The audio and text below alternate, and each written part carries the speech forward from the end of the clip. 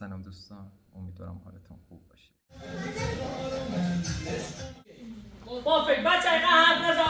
از این قلعه ها در دسترس نیست و به نظر آب دوشی می‌خوایم حالا آبش می‌خوایم نظیر مغان رو به خودش اختصاص داده. دشتی که به خاطر اقلیم و آب و هوای بسیار مطلوبش برای کشاورزی و دامداری از تاریخ دیرینه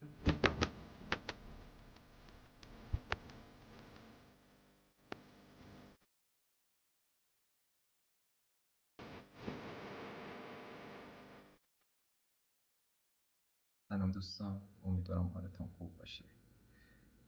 راستش این شاید بگم دهمین ضبطی هستش که من دارم از این کلیپ میگیرم. به خاطر حالا سوء اتفاقی که پیش اومده بود من میخواستم توضیحاتی بدم، ولی این توضیحات داشت بیشتر میشد و رشته کلام از دستم در میرفت. به خاطر همین مجبور میشدم اون رو قطع کنم و امیدوارم که این آخرین تلاش من باشه. در ویدیوی 2 روز گذشته سوء اتفاق پیش اومده بود که به خاطر پاسخ به یکی از سوالات شما بینندگان عزیز بود. سوال اون بیننده در مورد تشییع جنازه در سایر کانال ها بود که آیا تشییع جنازه در کانال ها حقیقت دارد یا خیر، و من هم پاسخ دادم اگر تعداد کسانی که در مراسم تشییع جنازه شرکت کنند زیاد باشن اون تشییع جنازه حقیقت دارد، ولی اگر تعداد کسانی که در تشییع جنازه کم باشن اون تشییع جنازه حقیقت نداره و یک سناریویی بیش نیست.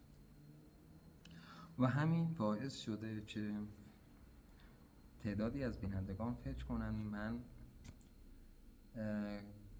مسئول کانال پرنشولیز بودم و کانال پرنشولیز رو از ابتدا مدیریت و راه اندازی کردم و صحنه مرگ صالح رو منفی برداری کردم، در حالی که واقعا این گونه نیست. مدت همکاری من و صالح حدود 5 الی 6 ماه طول کشید و به خاطر دلایلی که نمیتونم اونها رو بازگو کنم فعلا این همکاری برای همیشه تمام شد. من به دروغ یا حقیقت مرگ صالح کاری ندارم و اصلا بازارهای من مهم نیست. کسایی که اون کانال رو دوست دارن میتونن اون کانال رو ببینن، کسایی که اون کانال رو دوست ندارن هم میتونن اون کانال رو نبینن. اجباری در کار نیست و من واقعا این رو به جرئت میتونم بگم که از اینکه یک مدتی هرچند کوتاه اپراتور اون کانال بودم پشیمون هستم و اگر کاری کردم و حرکتی انجام دادم که شما بینندگان عزیز ناراحت شدید، صمیمانه ازتون معذرت میخوام. ولی این رو بدونید هیچ کدام از اون ویدیوها و سناریوها یا فیلمنامه‌ها توسط من ساخته نشده. یعنی من وقت کافی برای نوشتن یک فیلمنامه یا سناریو رو نداشتم. یا باید تدریس میکردم یا باید فیلمبرداری میکردم و زیرنویس میکردم و این خارج از توان من بود که بیام یک فیلمنامه یا فیلم سناریو برای چندین ویدیوی بعدی آماده کنم. به هر حال خواستم فقط این سوء تفاهم برطرف بشه. موقعی که صحنه مرگ صالح در کانال پرنشولیز ضبط شد من اونجا حضور نداشتم و همکاری با ساری نداشتم و اینکه بعد از مدت‌ها من با صالح همکاری کردم و یک ویدیو هم در مورد اون گرفتم که اولین ویدیویی با صالح کار کردم کدوم ویدیو بود که میتونید اون ویدیو رو در همین کانال مشاهده کنید. و خواستم همین نکته رو بهتون بگم و اگر من چیز غیر از این در گذشته بهتون گفتم بدونیم به خاطر دلایلی بوده که مجبور شدم اینها رو بگم. امیدوارم که من رو ببخشید. یه چیز جالبی هم بهتون بگم. شاید آخرین باری که به ساله و بچه‌هاش فکر کردم خیلی وقت پیش بود و الان که دارم به مغز خودم فشار میارم میبینم که واقعا اسم بچه‌هاش یادم نیست و نمیدونم چه اسمهایی داشتن. فقط میدونم یک پسر و یک دختر داشت که واقعا هم ناز بودن.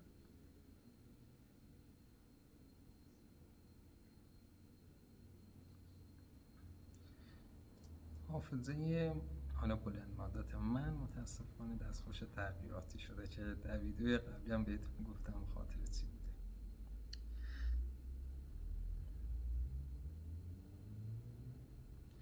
خب برسیم به بقیه سوالات شما دوستان عزیز. آیا افرادی که خانه‌ها را ویران کردن پلیس واقعی هستند؟ خب کسانی که قبلا با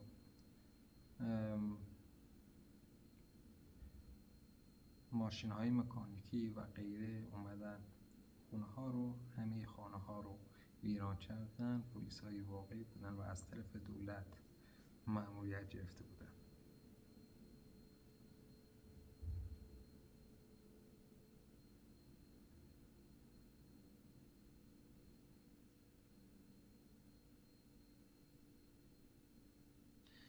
چرا حالا کنسرت‌های مخفی وقتی خواننده‌های معروف ایرانی مثل گوگوش هستند؟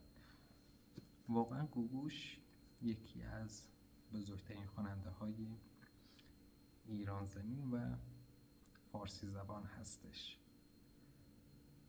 بعد از انقلابی که حالا حدود 40 سال پیش فکر کنم شده بود به کشورهای دیگه مهاجرت کردن چون میدونستن در نظام جدید یعنی جمهوری اسلامی خواندن آهنگ توسط زن ممنوع اعلام میشه. به همین خاطر نمیخواستن استعدادهای خودشون به هدر بره و به کشورهای دیگه رفتن و همچنان در کشورهای دیگه آهنگ تولید میکنن و کنسرت برگزار میکنن.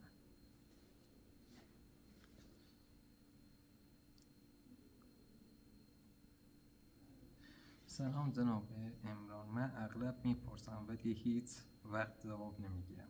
خب منم ازتون واقعا معذرت میخوام. اگر در مورد سایر کانال ها بود من سوالهای شما رو خوندم ولی قادر نبودم اون رو پاسخ بدم. نوشتین آیا خانه های منطقه شما اتاق خواب خودشان را ندارند؟ اگر دختر و پسر داشته باشند و متأهل باشند یا بزرگسال باشند، اگر اتاق خواب خودشان را ندارند چطور است؟ خب اتاق خواب بچه ها تا زمانی که سن زیادی ندارن در منطقه ما یعنی در اکثر روستاها یا شهرها بگم پیش پدر و مادر خودشون میخوابن و اتاق جداگونه‌ای ندارن. ولی به مرور زمان وقتی بزرگتر میشن اتاق دخترها و پدر و مادر و پسرها از هم دیگه جدا میشن، یعنی پدر و مادر یک اتاق جداگونه، دخترها یک اتاق جداگونه دیگه و پسرها هم یک اتاق جداگونه دیگه دارن.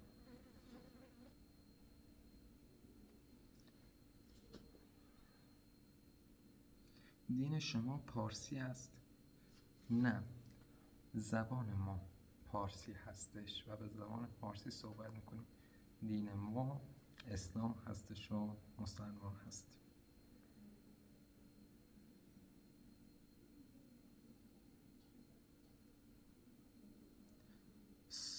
برنامه شما ساعت چند پخش می شود؟ با این بستگی به کشوری داره که شما زندگی میکنید ولی من سعی میکنم تمامی ویدیوهای خودم رو ساعت 3 بعد از ظهر به وقت ایران آپلود کنم و منتشر کنم. امروز شما عنوان استادی دارید و به بچه‌های کلاس اول درس میدهید. خب من یه چیزی رو به شما دوستان عزیز بگم. عنوان استاد به کسی داده میشه که در دانشگاه ها تدریس کنه یا اینکه مربی یک رشته ورزشکاری باشه، مثل آقای سیروس پژوهان که مربی بوکس ابوالفضل هست و من وقتی وارد باشگاه میشم ایشون رو استاد خطاب میکنم. وگرنه من یک معلم ساده ابتدایی هستم و هر سال یک مقطع جدیدی رو تدریس میکنم.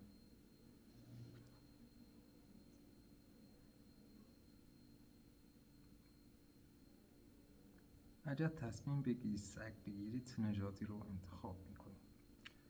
خب راستش من از سگ یک خاطری خوبی ندارم و ازشون میترسم، هرچند چی میدونم واقعا حیوانهای بسیار نزیب و وفاداری هستن. اگر مایل باشین من اون خاطر رو واسهتون تعریف کنم. موقعی که میخواستم به دانشگاه بوشهر برم، از اونجایی که شهرستان لردگان ماشین یعنی اتوبوس مستقیمی به سمت بوشهر نداره، به یکی از جاده ها رفتم تا بتونم از طریق اتوبوس هایی که از جاده عبور میکنن به بوشهر برسم. در این حین 20 سگ به من حمله ور شدن که با کمکی از اهالی اون روستاها تونستم از دستشون نجات پیدا کنم و همینم یک خاطره بسیار بدی واسه من شده و از سگ ها بدجور میترسم.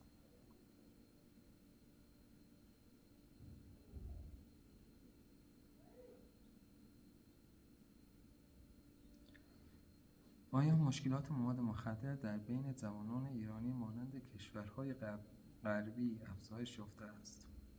مسلماً این روزها در همه کشورها مصرف مواد مخدر افزایش پیدا کرده و ایران هم شامل این کشورها میشه. در شهرهای بزرگ مثل تهران، شیراز یا اصفهان متاسفانه مصرف مواد مخدر توسط جوانان روز به روز در حال افزایش هستش و حتی در همین منطقه سردشت مصرف مواد مخدر بین جوانان به شدت رواج پیدا کرده. شاید وقتی به سالهای گذشته من فکر میکنم کمتر کسی به مواد مخدر معتاد شده بود و کسی که عنوان معتاد رو به خودش برچسب میزد نزد مردم یک چهره بسیار منفوری داشت و از ترس اینکه پیش مردم آبروش نره اون مواد رو ترک میکرد، ولی در حال حاضر چیزی براشون مهم نیست و همچنان این مواد مخدر رو مصرف میکنه. سال تحصیل شما 3 ماه شروع میشود. خب حدود 1 ماه دیگه سال تحصیلی شروع میشه، یعنی مهر ماه. لطفا امران به دوستت بگو پرندگان را آزاد کند. خب اصغر واقعا یک فرد بسیار مهربونی هستش و خودش این رو به من گفت میترسم اینها رو آزاد کنم و حیوانات درنده مثل روباه یا گرگ اونها رو بخورن، چون قادر به پرواز نیستن و توانایی پرواز کردن رو فعلا ندارن، ولی به محض اینکه بزرگتر بشن و بتونن پرواز کنن اونها رو آزاد میکنن.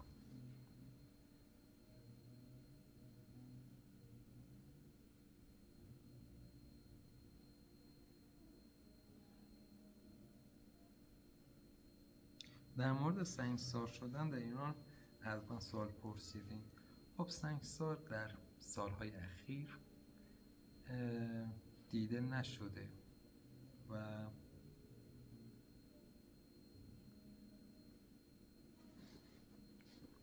میتونید یک ویدیویی که مربوط به سنگسار بودن در جمهوری اسلامی ایران هستش رو در همین کانال بخونید، ببینید تا اطلاعات بیشتری رو جذب کنید. خب این خربزه بلند قیمتش سنده. خب واقعا نمیدونم قیمتش سنده، یعنی به صورت کیلویی فروخته میشه و من از صاحب مغازه نپرسیدم چه قیمت خربزه چقدر هستش.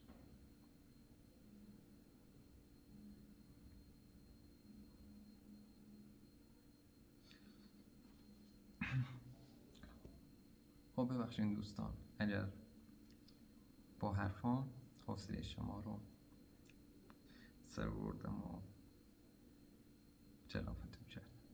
امیدوارم هر کجای جهان هستید یک زندگی شاد، پیروز، موفق و پر از برکتی داشته باشید. مثل همیشه دوستتون دارم و خدا نگهدار. خب حالا من شنیدم که ابوالفضل میخواد بره یاسو واسه مسابقات کشوری بوکس. ولی خب مشکلات به وجود اومده چون خواهرم نتونست هزینه این مسافرت رو پرداخت کنم. خاطر همین خودم شخصا اومدم باشگاه تا هزینه‌اش. خب اینم وضعیت باشگاه بوکس به خاطر قطعی برق فعلا تامینشون کنسل شد. هر که هم گوش نگیرم با احترام حادیش نه با پیپا باشه واقعا کور شدم، این چشام در گرفتم اینقدر تو تاریکی بوده. اینم وضعیت باشگاه، چش نه شهرداری نه انجمن ورزشی استان یا بگم شهرستان به فکر اون هستم. حتی یک سرویس بهداشتی خوبم نداره. وضعیت فقط شهردار محترم و عواملی که داخل شهرداری کار میکنم فقط به فکر زیب خودشونه. اون ما وضعیت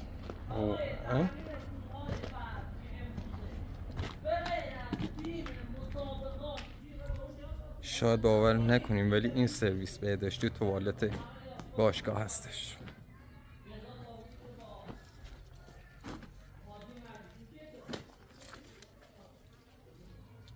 حق بچه ها واقعا این نیست. حقشون این نیست که داخل همچین جایی ورزش کنن. استعدادهایی که واقعا دارن هدر میرن.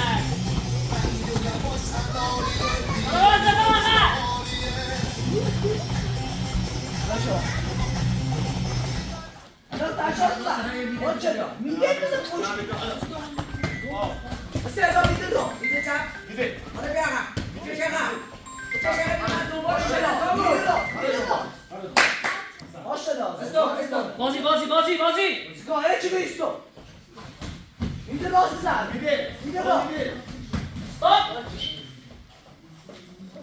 درگیر نمام سری جدا شو چی گیری بازی اگه تو بینیش داریم بود کم میده راست چی کنی این یه چند بیچه شقم چی بزنی میشی چنی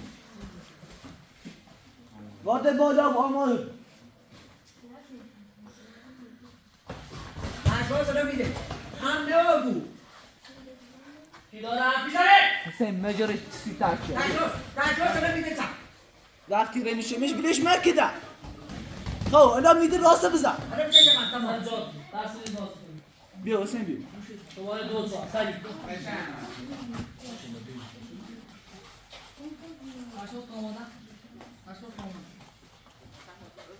راه تنه بابا چرا چه چقدر همینی دست برات چه زنش. سام الان میگه تا چه جلو بود نمیشه وقتی میشه عملیات کنه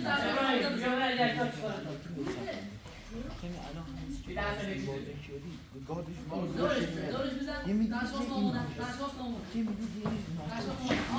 بابا چرا بازی کنه شماره 3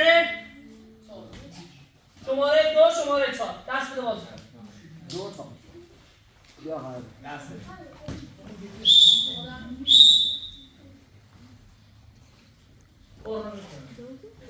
دست بر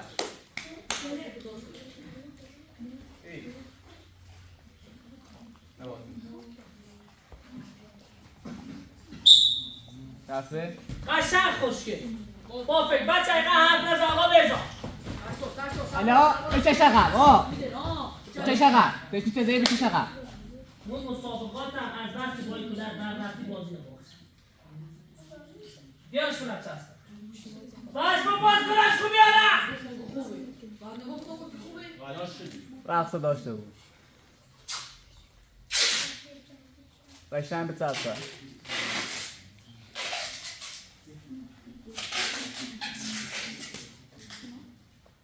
وای با حال مربی که کدر اصلا شاگردش نام را بود الان من دسته گل بالا الان چه شقم الان تا میده استاپ وقت به دست روی بازی بود بگه ها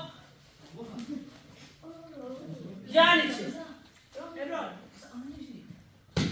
بازی کن دست بر ابراهیم بیا ببینم تو داره بازی کنه الان میگه چه شقم الان تا بیا باز استاپ بیا بالا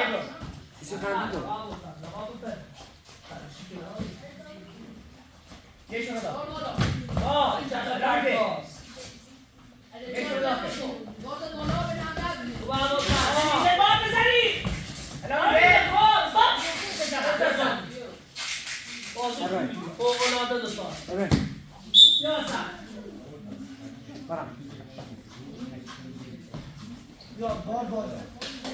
آرچنا استاپ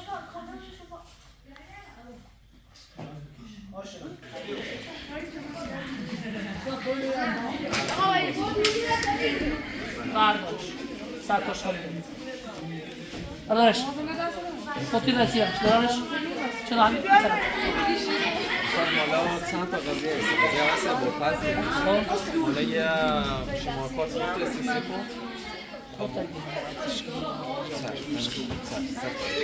چون که اونشو زیاد تعریف نمی‌کنم افشون نمیچش ما استرس می‌کنیم هر ذره میزنم فقط یه دیگه تو مجبور شدم مجبور شدم کلر میده که سلام نکنم وضعیت تمام ولی دیگه همه چیزی خوب بود جره هم تا بود حالا شما کارت هم یاد من خوش بود معارش بود چه استفاده حالا احساس با بابت هم شهرداری باشون خیلی همون بیش صورتی ده خوب میدونم گل نه نه امتحان شد یو علی یه دونه امتحان داره شاید مون تو برای این رفتم کشوری هیچ 4 تا باقی نشون خودم بینا رو میبرم کشور یه سیز بدشیم این تازه چه همون گفته سیز بدشیم نماینده رو رئیس خودی کلو رو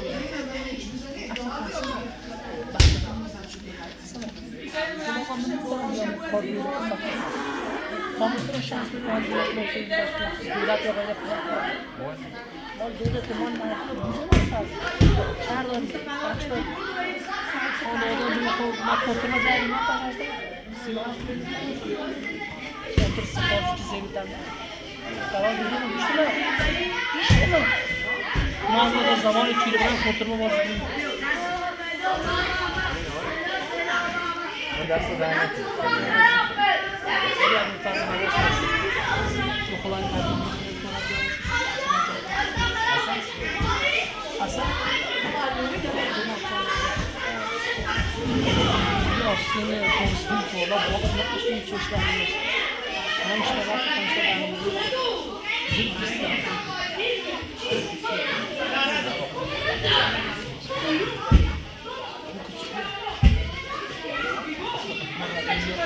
سالان نونهال هم نیست این مثلا نونهاله این خوب حسابه درجه زمان دست دهنت جا وظیفه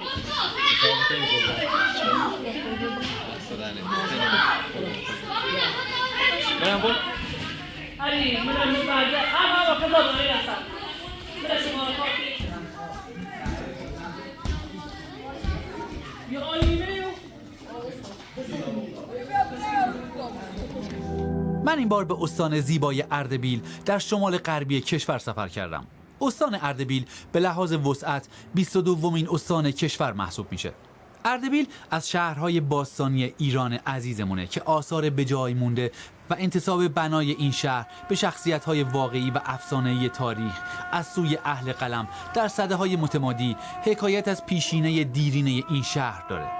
برخی این شهر رو منتسب به شاهان پیشدادی و ساسانی میدونن و برخی هم ساخت شهر رو به دست نوادگان نوح نبی و عده‌ای هم این شهر رو منتسب به حاکمان محلی باستانی برمی‌شمارن. در کتاب حدود العالم در مورد اردبیل نوشته شده: دیگر به ناحیت آذرآبادگان کوهی است خرد به نزدیکی اردبیل، آن را کوه سبلان خوانند. اردبیل قصبه آذربادگان است، شهری عظیم است و گرد وی باره و برج و باروست. شهری سخت نعمت بوده، اکنون کمتر است و مستقر ملوک آذربادگان است.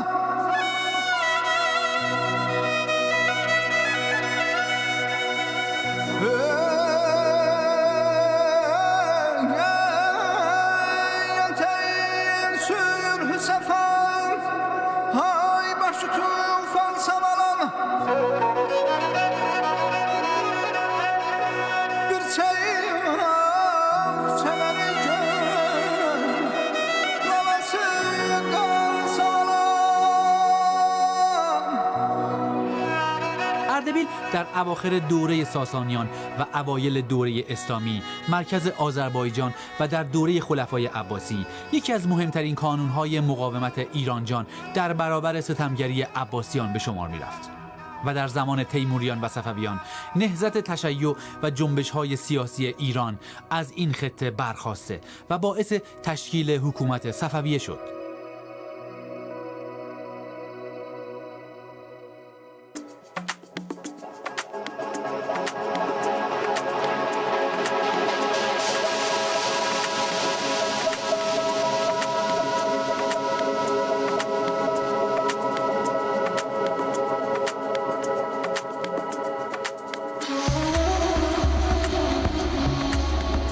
من از سفر به این استان دیدن جایی به نام قلعه دختر یا قیزقلعسی بود. جایی در تاریخ و تمدن اردبیل عزیز که مورد شناخت کمتر کسی در ایران و حتی استان اردبیله.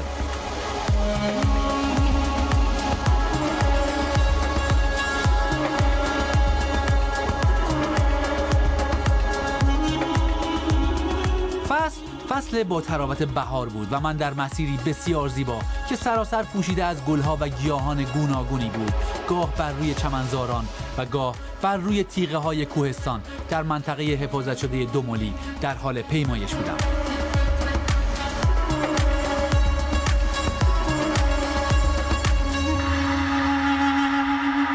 واقعا این منطقه از گرمی، یعنی بلندی های قیزقلعسی و اغلانقلعسی، خیلی از نظر پوشش گیاهی وحشی و بکره و واقعا من تا حالا جایی رو ندیدم که اینقدر از نظر پوشش گیاهی بکر باشه. تمام گیاهایی که اینجا وجود داره کاملا وحشی و خودرو هستن و باور کنید توی هر 1 متر جا شاید 20 مدل گیاه وجود داره که خیلی هاشو من نمیشناسم و ندیدم تا حالا. انقدر گلای عجیب غریب، انقدر پوشش گیاهی عجیب غریب اینجا وجود داره و انقدر بکره که فکرش هم نمی‌کردم اینجا از نظر پوشش گیاهی انقدر دست نخورده باشه. هیچ کسی اینجا نیست، هیچ انسانی اینجا انگار قدم نزده و هیچ اثری از خودش اینجا به جا نگذاشته. یک طبیعت کوهستانی بکر با پوشش گیاهی بی‌نظیرش.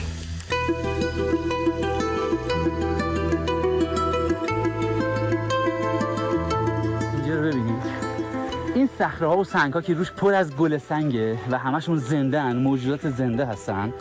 در کنارش ببینید اینجا چی رویده. این مظهر زیبایی و شکوه و حکمت خدا نیست؟ ببینید چقدر بی‌نظیر و زیباست. این همه رنگ، این همه شکوه، این همه ساختار هندسی و مهندسی. واقعا آدم وقتی میاد تو طبیعت به هر کدوم اینا که نگاه میکنه، این سنگی که روش پر از گل سنگ‌های رنگیه، این بوته بی‌نظیر با این همه برگ‌های زیبا و رنگ‌های زیبا و شکوفه‌هاش، این کوهستان، این طبیعت، این سبزه‌ها، بوته‌ها، هر کدومشون یک به یکشون مظهر زیبایی و شکوه خداوندن. ازشون آدم درس یاد میگیره و من واقعا خدا رو شاکرم به خاطر وجود تک تک این سنگ‌ها، صخره‌ها، بوته‌ها، گل‌ها، درخت‌ها، این آسمون زیبا. هر کدومشون به انسان داره درس زندگی درست میده، درس هدایت میده. همشون دارن میگن ببخشید، عاشق باشید، سخت کوش باشید، در برابر سختی‌ها مقاوم باشید، زیبا باشید، ببخشایید و بیکران با تراوت و پر امید باشید. امید یعنی امید و انگیزه چیزیه که آدم از تک تک این زیبایی هایی که خداوند تو طبیعت برای ما آفریده یاد میگیره و آدم یاد میگیره که امید آخرین چیزیه که میمیره و تا آخرین لحظه باید آدم مقاومت بکنه، باید آدم تلاش بکنه، زیبا باشه، بخنده، شاد باشه و با انگیزه زندگی بکنه.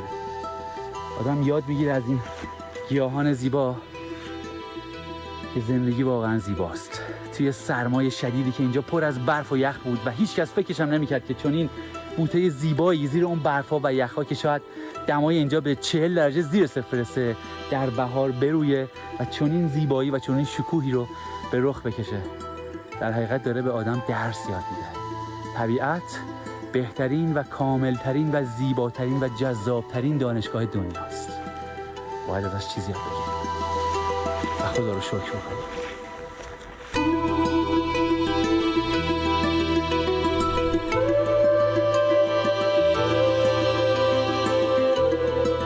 خوشبختانه این بخش از منطقه دوملی توسط سازمان منابع طبیعی در قرق کامل بود و دامداران به جز منطقه کوچک در اطراف قیزقلعه اجازه ورود دامهاشون رو به مراتع نداشتند تا با حفاظت از مراتع جلوی آسیب به پوشش گیاهی و خاک این مراتع با ارزش گرفته بشه. با هر قدم که در طبیعت زیبای استان اردبیل به سمت قیزقلعه و اغلانقلعه پیش می‌رفتم، به خاطر سلامتی و حضورم در این طبیعت بی‌نظیر خدا رو سپاس می‌گفتم و از بودن در مظهر زیبایی پروردگار یعنی طبیعت غرق در شگفتی، آرامش و شادی بودم. طبیعت این منطقه یعنی قیزقلعسی و اغلانقلعسی یا همون قلعه دختر و قلعه پسر واقعا طبیعت وای خدای من، یا خدا اینجا رو ببینید، موره بسیار خطرناکیه. وای خدای من، خدا رو شکر که منو نزد. دیدید؟ به همین سادگی آدم میتونه جونش رو توی طبیعت از دست بده. اگر حواسمون نباشه خیلی راحت امکان داره که یه مار سمی جلوی پامون ظاهر بشه و به خاطر اینکه میترسن و مجبورن از خودشون دفاع بکنن، چون اینجا قلمرو زندگی اونهاست، راحت آدمو نیش میزنن و نیش چون این ماری میتونه درجا آدمو بکشه. من فکر میکنم این مار یک مار افعی باشه و من شک ندارم اگر منو زده بود درجا کشته بود، برای اینکه یک مار بسیار بزرگ سمیه و اینجا خیلی میتونه خطرناک باشه. یکی از مهمترین چیزهایی که توی طبیعتگردی آدم باید رعایت بکنه اینه که خوب زیر پاشو نگاه بکنه. خدا رو شکر که من حواسم بود اینجا رو نگاه بکنم و دیدمش و اگر پامو گذاشته بودمش اونجا، اگه منو زده بود من قطعا کشته بود و این میتونه خیلی برای طبیعتگردا خطرناک باشه. خب اینجا نه جاده‌ای وجود داره و نه حتی آنتن موبایل، اینجا موبایل آنتن نمیده و اگر این مار منو زده بود، حتی اگر میتونستم کمکی بیارم تا بخوام من خودمو به شهر و بیمارستان برسونم، قطعا تا اونجا مرده بودم.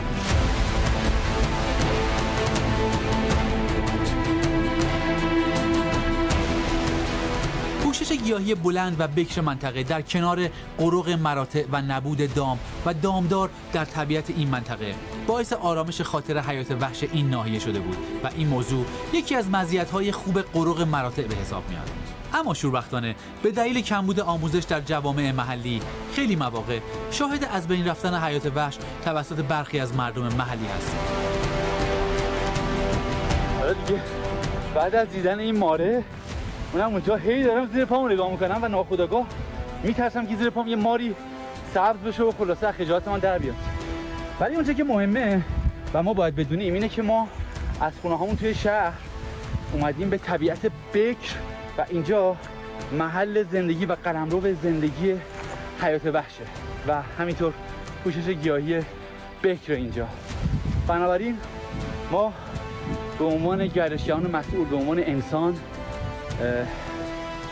باید به حیات وحش و به محیط زیست احترام بگذاریم، چون اینجا محل زندگی اونهاست و ما باید مراقب باشیم که هم به طبیعت، هم به محیط زیست، هم به پوشش گیاهی و هم به حیات وحش و همه گیاهان و جانورانی که در اینجا زندگی میکنن احترام بگذاریم و بهشون آسیبی وارد نکنیم.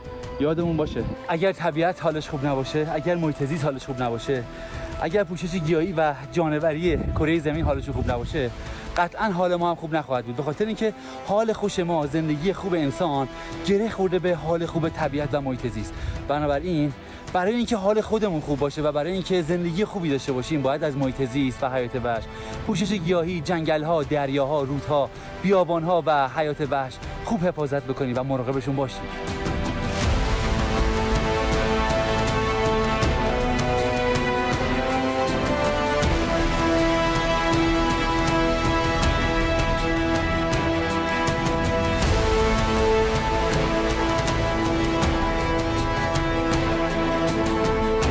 بالاخره رسیدم به قیزقلسی و اغلان قلسی.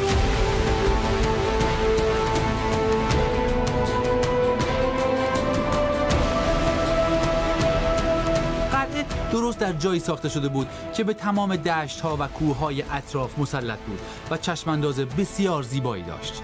شوربختانه تاریخچه‌ای از بقایای بجامونده از این قلعه ها در دسترس نیست و به نظر قدمت اونها مربوط به دوران ساسانیه که البته امروز به جز یک آب انبار که بر فراز کوه در دل زمین کنده شده و برای دسترسی به داخلش از پله‌های سنگی استفاده شده چیزی به جا نمونده.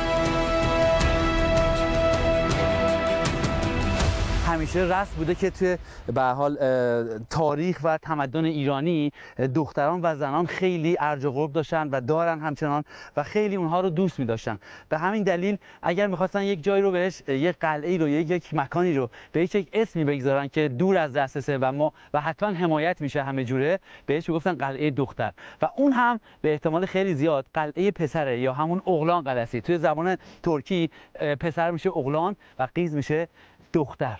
و اینجا هم در کنار قیزقلسی من میبینم که یه سری گاو و اینا هستش و 2 نفر که دام دارن، احتمالاً باید برم به سمتشون. ولی یک نکته که خیلی مهمه اینه که اگر قرار باشه برسیم به کسی که نمیشناسیمش در ابتدای ارتباط، اگر کلاه به سرمون داریم اون رو برداریم، اگر عینک رو به صورتمون داریم حتما برداریم که ارتباط چشم در چشم در همون دقایق اول برقرار بشه و اگر دستکش دستمونه برای دست دادن از دستمون برش.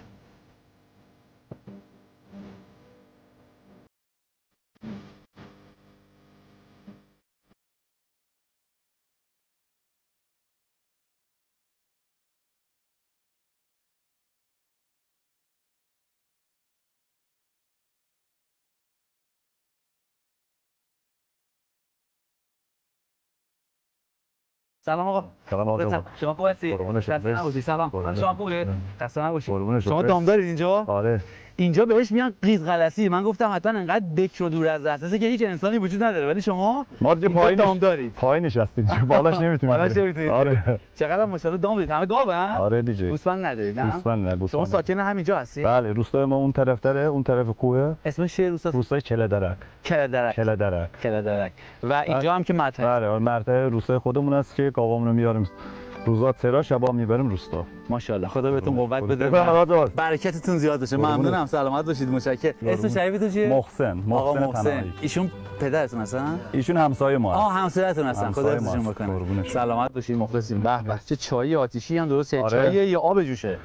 آب جوش می‌خوایم. آب جوشه. می‌خوایم از چای کوهی استفاده کنیم. من خیلی اینجا دیدم پوشش گیاهیش خیلی غنیه. آره. هم چای کوهی اینجا خیلی خیلی زیاد بود و هم آبیشن. آره. با هم میشیم یه گپی میزنیم. اونش با من اونو میرم میچینم. اگه اشکال نداره. میتونم مزاحمتون نیستم. بفرمایید. خواهش می‌کنم. بفرمایید. ممنونم. چند تا گاو دارید؟ یه 40-50 تا هست. ماشاءالله خدا زیادش بکنه. قربونش. امسال هم که ماشاءالله بارندگی خیلی زیاد. خیلی. میتونم اینجا بشینم؟ آره بش. بفهم. باشه بفهم. آی خدا شکر. چقدر باصفای اینجا.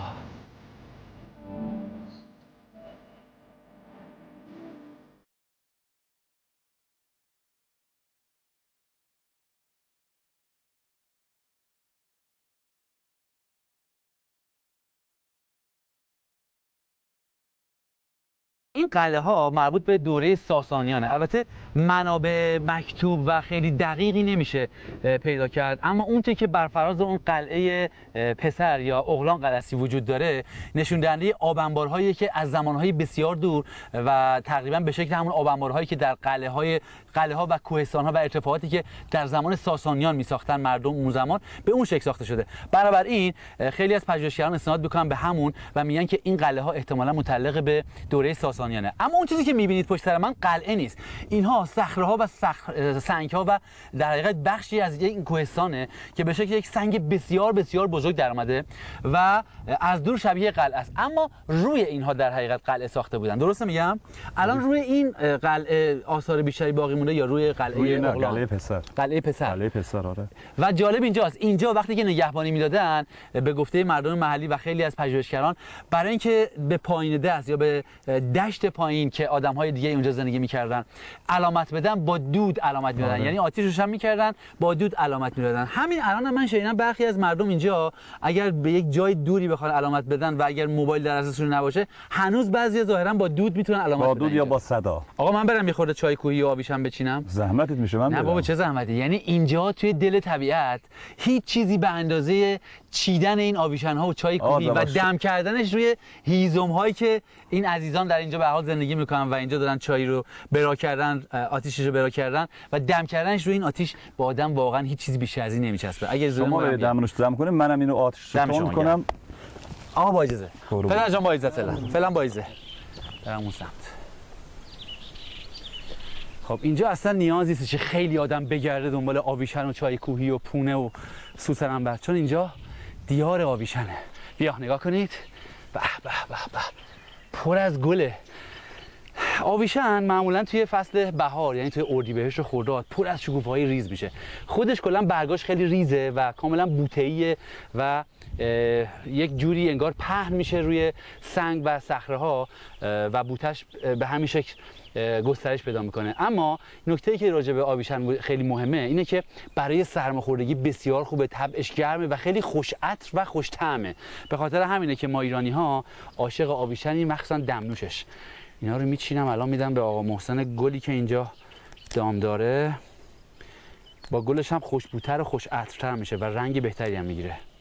و یک نکته خیلی خیلی مهم اینه که هیچ وقت آویشن نباید از تهش بگیریم بکنیمش، به خاطر اینکه ریشش کاملا کنده میشه و از بین میره. فقط باید سرگلش و این سربرگ هاشو بچینیم با احتیاط که ریشه ها کنده نشه. این از آویشن. حالا برم اون سمت. اینجا هم یه خورده چای کوهی هست. این چای کوهیه، نگاه کنید چقدر خوشگله. اینجا یادم نیست بهش چی میگن ترکا، اما بختیاریا بهش میگن کرک گربه.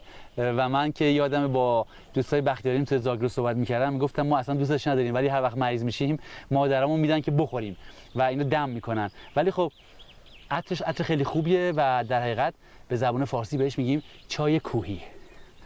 اینم چای کوهی اونورم هست.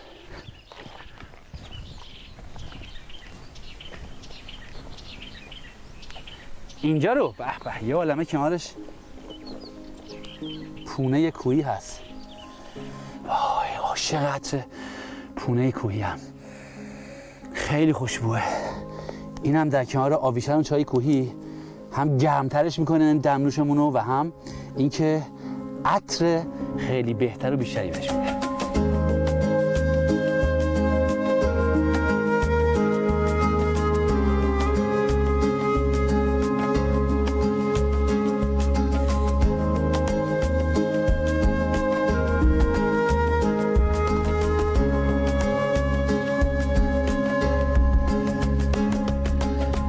بیا ببین چی چیدم. دستت در نکنه بیا ببینم. هم آویشن یا همون کهلیوتی، هم چیز پونه وحشی و هم چیز چیدم چای کوهی. شما به چای کوهی چی میگید به زبان ترکی؟ توهلیته. به به چه جوش اومد. آقا زمان بذار من آتیشون رو تند کنم تا این دم بچشه 10 دقیقه گروبی میچشه. درسته. بیا بریم این طرف یه خاطره واسه تعریف کنم.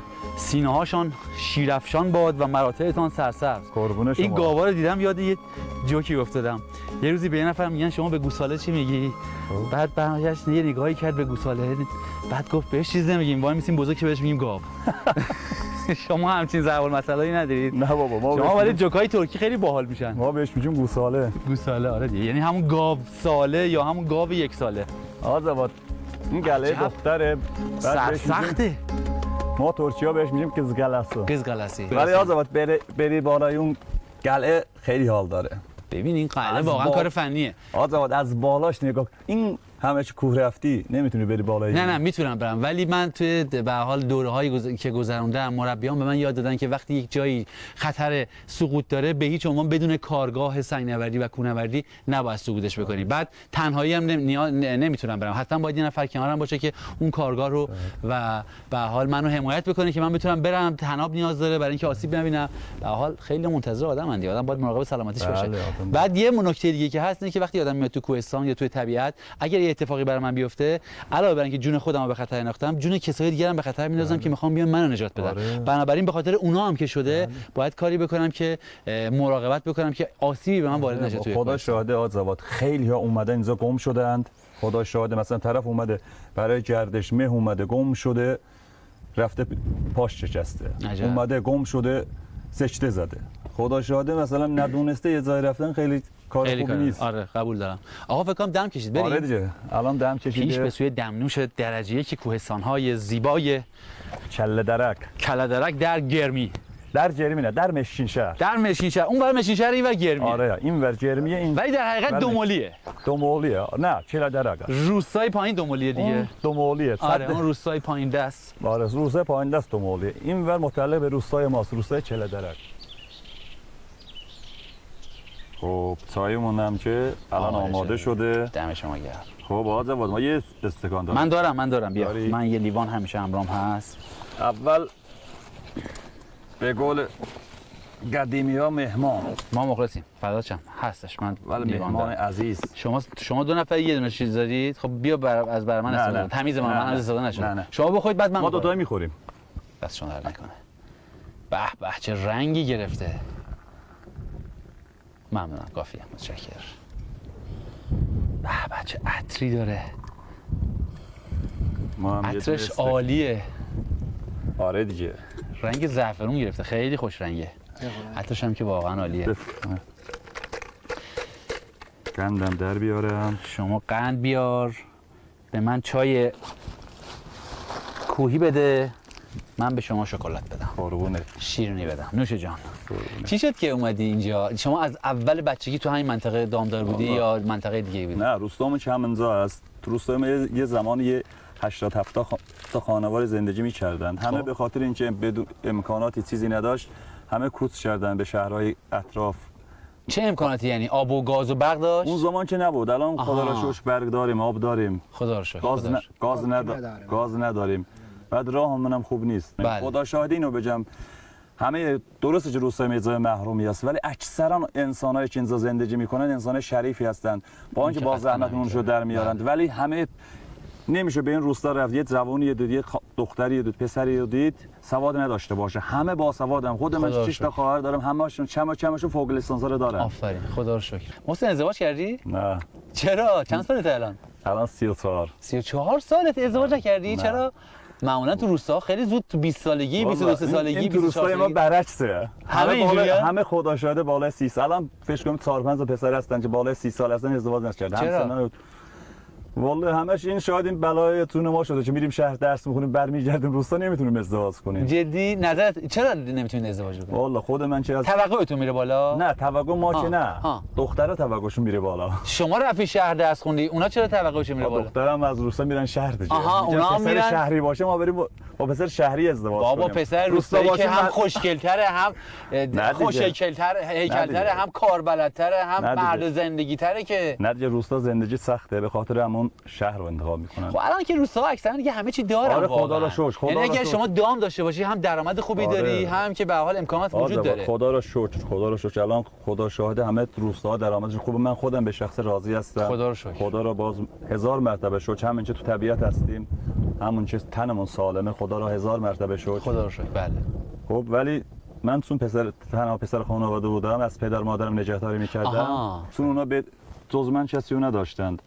خدا حفظت بکنه. قربون شما. پس پدر مادرم همه زندگی منه. اگه اونا نباشن دنیا رو میخوام چیکار. واقعا همینه. به خاطر همون از همه خوشی ها، از همه خوبی ها، از همه چیزایی که میتونستم تو این دنیا به دست بیارم، خدا شاهد ما اینجا که مثلا من خودم اینجا که زندگی میکنم هر کار کشاورزی بهجی کردیم. این همه سختی کشیدیم و جالب اینجاست برای من که تهران هم رفته و اونجا مغازه داشته و به خاطر پدرش که بیمار بوده رها کرده اومده اینجا برای اینکه حفظ بکنه، نگهداری بکنه از پدر مادر. واقعا دمت گرم. قربون شما زبان. قربون شما.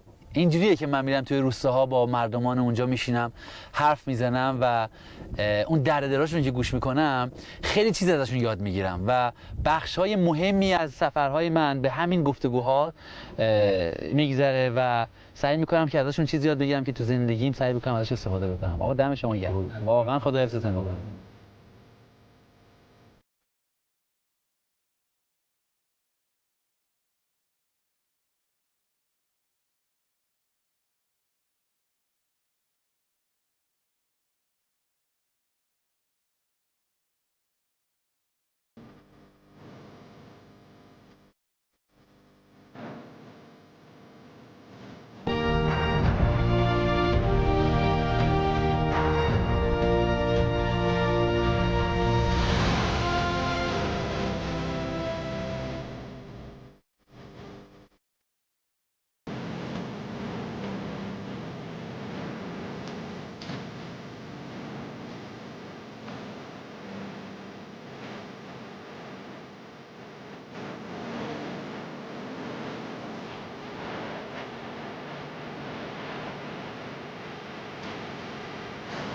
در نهایت قیزقلعه و اغلان قلعه رو به سمت هدف بعدیم یعنی دشت مغان ترک کردم.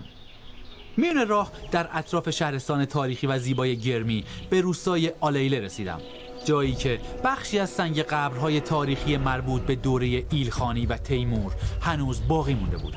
سنگ قبرهایی که به گفته کارشناسان متعلق به بزرگان و افرادی با پایگاه اجتماعی بالا در اون زمان بوده. بر روی این سنگ قبرها نماد طوایف و قبایل و خاندان افراد به صورت اشکال هندسی و طرح‌های ستاره و ماه حکاکی میشد و در روستاهایی مانند آلیله، اوماستان، دریامان، قزلو، اینی و تولون هم دیده و شناسایی شده.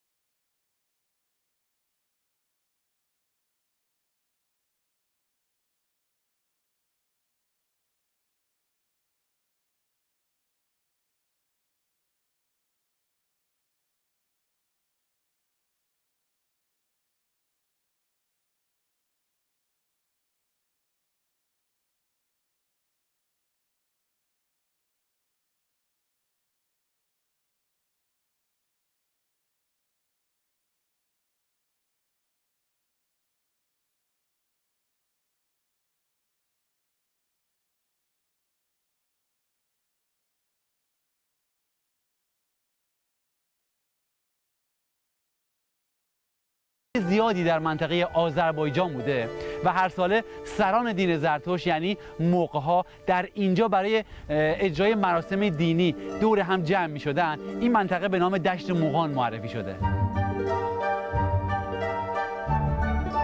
دشت مغان جلگه‌ای در ساحل جنوبی رود ارس و غرب دریای کاسپیانه که قسمت عمده‌اش در جمهوری آذربایجان و بخشی هم در شمالی ترین قسمت استان اردبیل در شمال غربی ایرانجان قرار داره. مساحت کل دشت مغان حدود 300 تا 350 هزار هکتار برآورد شده که از این مقدار حدود 100 هزار هکتار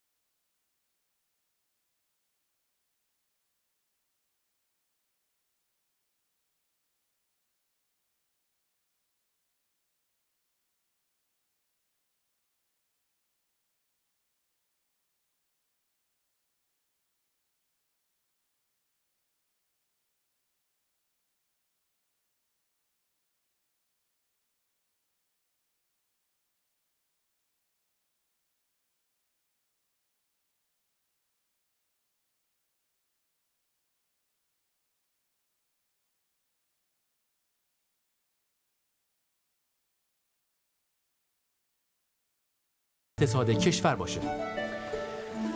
تاجگذاری نادرشاه افشار در دشت مغان بزرگترین واقعه تاریخی این منطقه بوده. نادرشاه در رمضان 1148 هجری قمری پس از سرکوب شورشیان و متجاوزان از گرداگرد مرزهای ایران، بزرگان و قوانین ولایات و ایلات سراسر ایران رو به دشت مغان دعوت کرد که جمعیت اونها به گفته برخی پژوهشگران حدود 20,000 نفر بوده و مقابل چشم همه این بزرگان و قوانین ایران در دشت مغان بر تخت سلطنت نشست. در پهنه بسیار وسیع دشت مغان اماکن و گورستان‌های تاریخی بسیار زیادی وجود داره که نشون دهنده اهمیت این دشت پر از برکت و مهمه. دشتی که به دلیل وجود خاکی حاصلخیز با آب و هوایی بسیار خوب امروز هم بخشی از مهمترین سرزمین‌هایی که در ایران وجود داره و در اونها کشت و صنعت، در اونها کشاورزی و دامداری انجام میشه.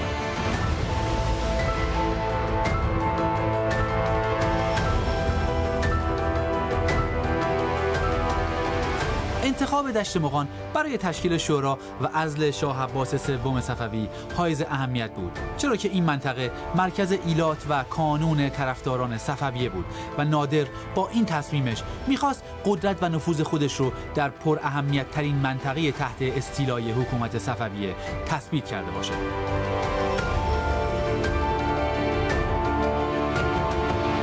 در پهنه بسیار وسیع دشت مغان اماکن و گورستان‌های تاریخی بسیار زیادی وجود داره که نشون دهنده اهمیت این دشت پر از برکت و مهمه. دشتی که به دلیل وجود خاکی حاصلخیز با آب و هوایی بسیار خوب امروز هم بخشی از مهمترین سرزمین‌هایی که در ایران وجود داره و در اونها کشت و صنعت، در اونها کشاورزی و دامداری انجام میشه.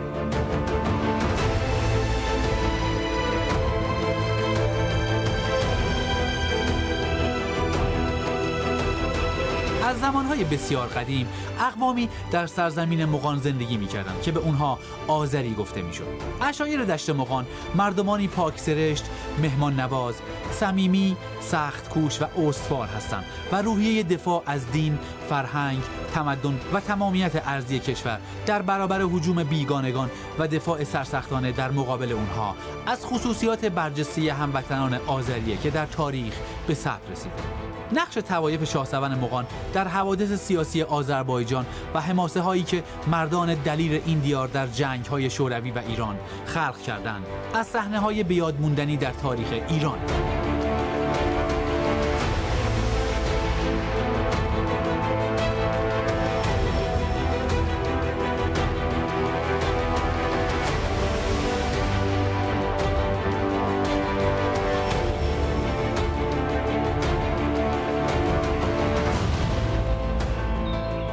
این این استان از نظر جاذبه‌های گردشگری تنوع بالایی رو به خودش اختصاص داده و از نظر تاریخی هم حرفای زیادی برای گفتن داره.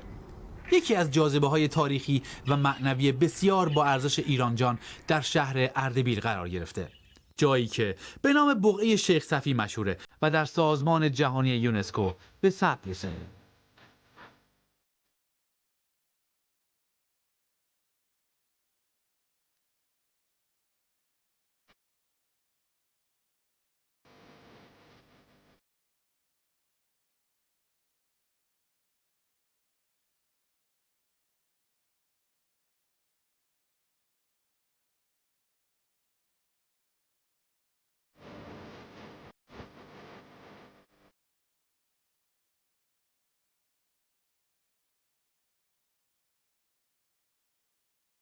شیخ صفی نیای بزرگ دودمان صفویان ایرانه و دودمان صفوی نام خودش رو از شیخ صفی برگرفته. شیخ صفی پایه‌گذار خانقاه صفوی در اردبیل بود و با گذشت زمان پیروان بسیار زیادی رو به خودش جذب کرد و میشه گفت که مؤسس خاندان بزرگ صفوی بوده.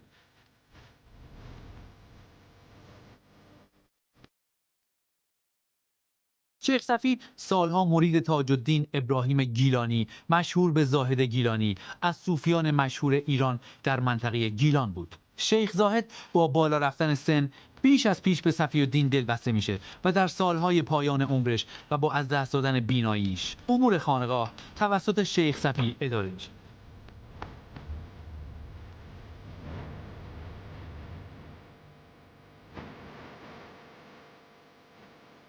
پس از درگذشت زاهد گیلانی، صفی الدین رهبر طریقت زاهدیه و وارث تمام میراث مادی و معنوی زاهد گیلانی شد و پس از استحکام موقعیت، صفی الدین پس از سالها دوری به زادگاه خودش اردبیل برگشت. پس از این زمان اردبیل جای گیلان رو در طریقت زاهدیه گرفت و مرکز طریقت به اردبیل منتقل شد. پیش از اینکه وارد فضای داخلی بشم، کمی در فضای بیرونی قدم زدم تا بیشتر با این بقعه مهم و با ارزش آشنا بشم.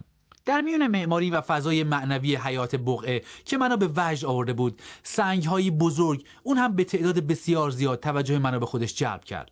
این سنگ مزارهای با ارزش کتیبه‌ای که در محوطه‌ای به نام شهیدگاه در فضای روباز زیر برف و بارون و نور آفتاب نگهداری می‌شدند، در حقیقت سنگ مزار بسیاری از شهدا و قهرمانان ملی و حقیقی وطن هستند که در جنگ چالدوران توسط عثمانی‌های متجاوز به شهادت رسیدند. شهدای سلحشوری که برای حفاظت از خاک و ناموس وطن از با ارزش‌ترین دارایی خود یعنی جونشون گذشتند.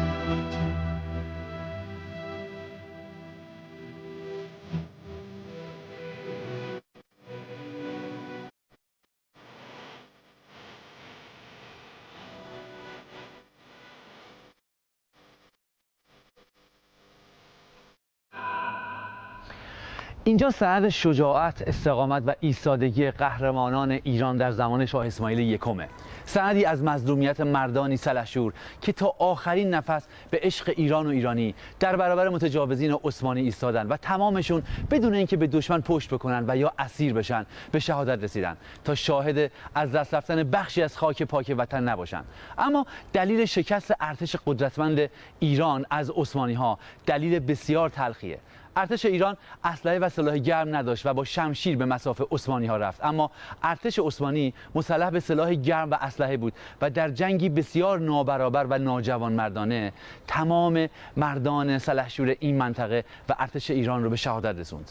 اما شکست و شهادت هموطنان ما در جنگ چالدوران توسط عثمانی ها درست مثل تمام تجاوزات دشمنان ایران جان طی هزاران سال تا به امروز درس بسیار بزرگ و مهمی به ما داده. به ما درس داد که هر لحظه امکان حمله متجاوزین به خاک پاک وطن وجود داره و برای اینکه همواره پیروز و سربلند باشیم، برای اینکه مانند سرو ایرانی همواره سبز و سرفراز باشیم، باید در کنار اقتصاد، فرهنگ و علم از نظر نظامی بسیار قوی باشیم تا هیچ کشوری حتی جرأت فکر کردن به حمله به ایران جانمون رو نکنه.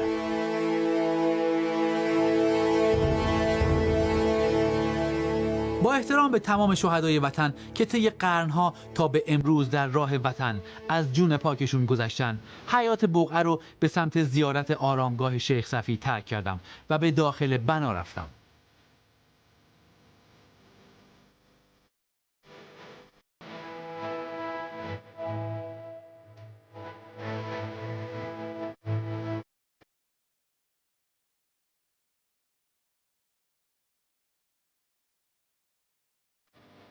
اما در همون ابتدا از دیدن بنا و معماری بی‌نظیر داخل بقعه شگفت زده شدم، چرا که تزئینات و معماری داخل این بقعه یکی از شاهکارهای هنری جهان به شمار می‌رفت.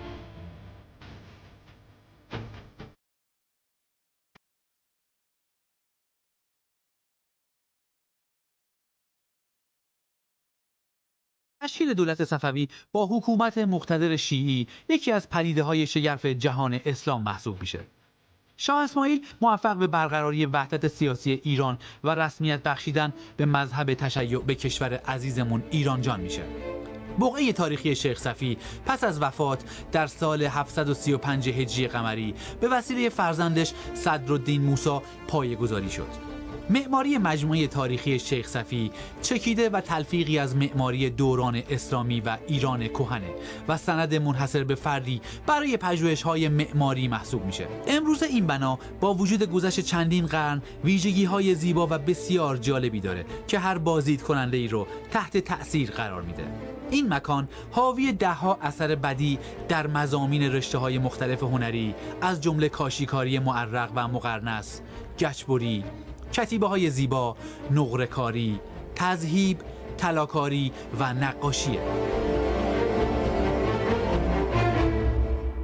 شاه طهماسپ اول به دلیل علاقه زیادی که به شیخ صفی‌الدین داشت، تصمیم گرفت که این مجموعه رو گسترش بده و به همین خاطر 7 بخش به بقعه اضافه کرد تا نشان از 7 مرحله عرفان باشه.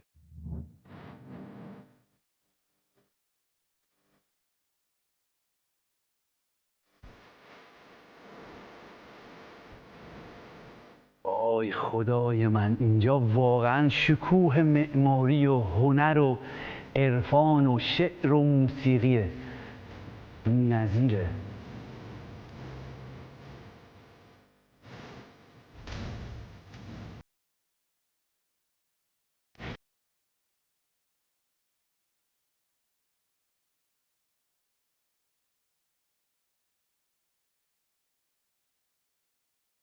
اینجا تالار چینی خانه است و یکی از جذابترین و زیباترین بخش‌های بقعه شیخ صفی‌الدین اردبیلیه، جایی که طراحی داخلیش توسط شیخ بهایی بزرگ انجام شده. اما چرا اسم این تالار چینی خانه انتخاب شده؟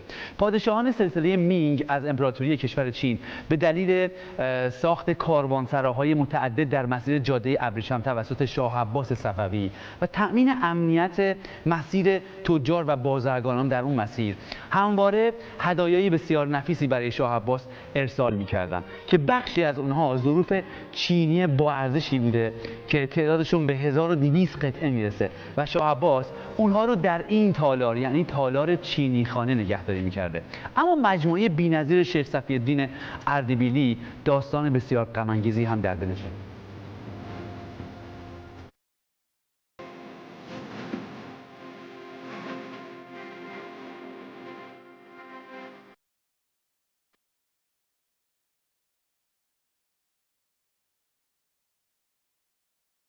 تعداد 800 قطعه چینی نفیس از اون مجموعه 1200 قطعه چینی خانه به همراه 400 جلد کتاب خطی بسیار نفیس توسط روس‌ها در زمان قاجار پس از انعقاد قرارداد ننگین ترکمنچای به غارت رفت.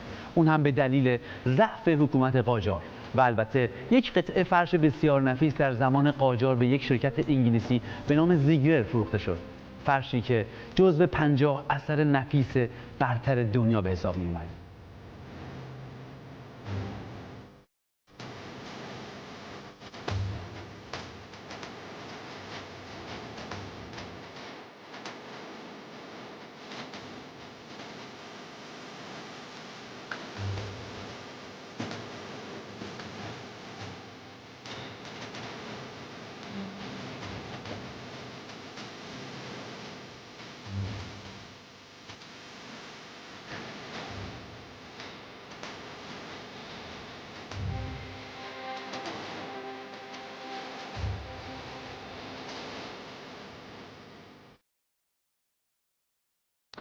روی تمام این ظروف چینی یک مهر به دستور شاه عباس صفوی حک شده که متنش به این قراره: بنده شاه ولایت عباس، وقف بر آستان شاه صفی. و البته مهر سلسله مینگ هم روی تمام این چینی ها که هدیه شده.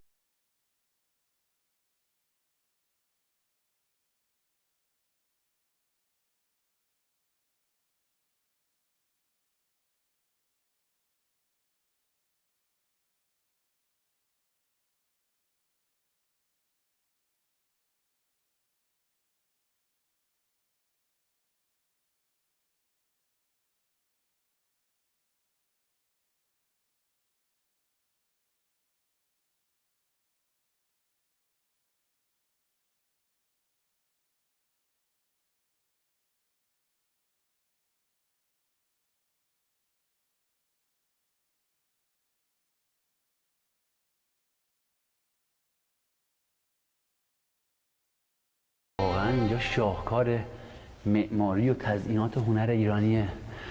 یکی از مهمترین چیزهایی که آدم باید تو سفرش رعایت بکنه و خیلی دقت بکنه اینه که سعی بکنه در هر منطقه‌ای که سفر میکنه توی اماکن تاریخی یا فرهنگی یا حتی طبیعت و محیط زیست از کارشناسان و آدم‌های کاربلد و راهنمایان اون منطقه استفاده بکنه برای اینکه بار علمی، تاریخی و فرهنگی و ادبی سفرش رو بیشتر بکنه. من الان در خدمت خانم عبدالرشیدی، کارشناس محترم میراث فرهنگی هستم در استان اردبیل که کمک‌های بسیار زیادی به من کرد برای اینکه بتونم آگاه بشم نسبت به شیخ صفی الدین اردبیلی، همینطور در مورد تاریخچه‌اش و این بنای بسیار بی‌نظیر. خب همونطور که فرمودین اینجا مقبره شیخ صفی الدین جد بزرگ شاهان صفوی هستش که ایشون 35 سال در این مکان به تدریس عرفان و مباحث عرفانی مشغول میشند و سال 735 هجری قمری از دنیا میرن. خب اون زمان هم خانم عبدالرشیدی این بنا با شکوه با این تزیینات وجود داشته؟ نه، تزیینات در دوره صفوی اضافه شده. یعنی اون زمان یعنی خود شیخ صفی الدین که 700 سال پیش به زمانی که تیمور در ایران حاکم میشن از دنیا میرن، پسر ایشون به اسم صدرالدین موسی پدرش رو در حیات خانگاهش خاک میکنند و دستور ساخت این گنبد رو روی قبر پدرشون میدن. پس در حقیقت اینجا قبل از وفات ایشون یک خانگاه بوده که برای عبادت خودشون و دیگر افراد برای مراسم های عرفانی و عبادی که شیخ کلی شاگرد و مرید داشتن، درس میدادن، مراسم های عرفانیشون رو برگزار میکردن.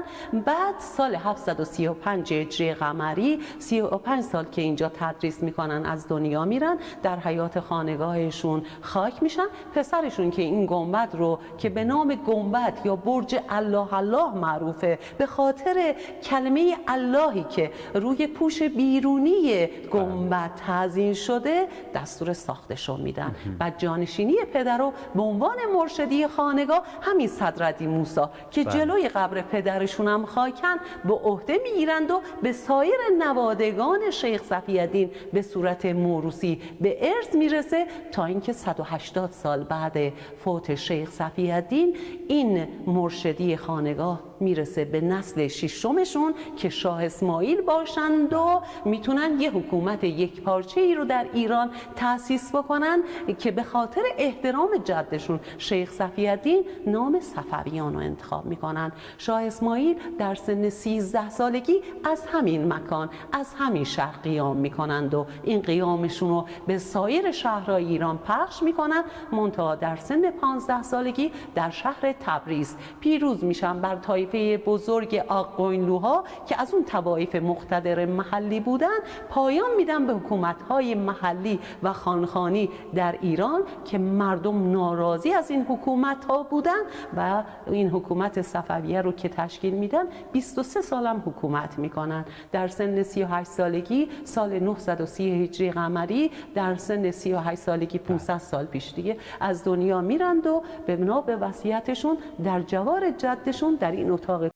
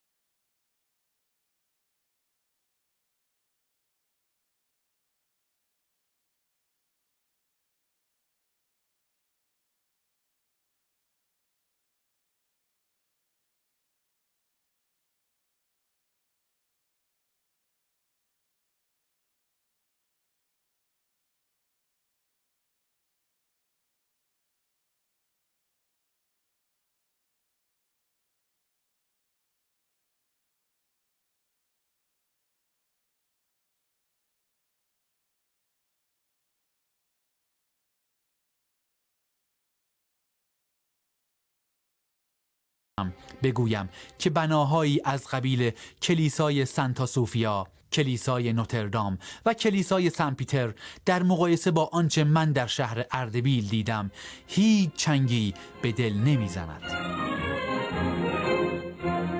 سفر من به پایان خودش رسیده بود و در نهایت استان اردبیل که بخشی از کارنامه پر افتخار ایستادگی در برابر تجاوز دشمنان ایران رو در تاریخ با ارزش خود داشت ترک کردم، با آرزوی رونق و توسعه پایدار بیشتر در تمام زمینه‌ها برای این استان زیبای ایران عزیز.